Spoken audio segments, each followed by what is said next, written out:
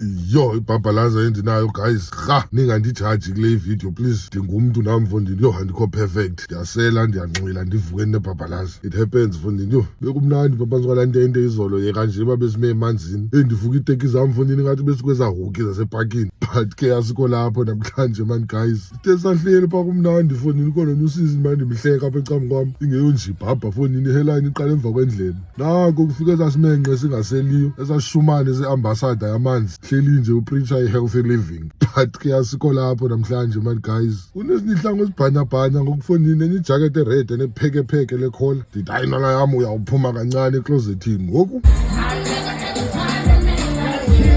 Nentwana yam uyeye abisiphethe kamandi phaa emaqhosheni. Soze umbone ke xa uphaa kude, funeka usondele xa ufuna ubona laa shuta. Loo nto leyithi nje anizithandi nina. How do you fall in love man nendoda emfutshane? Yo bayasokolisa abathikoloshe bangaka mfuni, sowufota nawe mntu ngazi kumfunqule. Thetha uba nani leyithi zinyani ke nizingoma isifuba ngendoda emfutshane. Uyazibona mfuni ngathi ngabantwana apha ecam kwam, but ke wethu guys ngabantu nabo la majita man, yo abazungathandwa ke mfondini ngokungathi benziwa abashiywe esithubeni.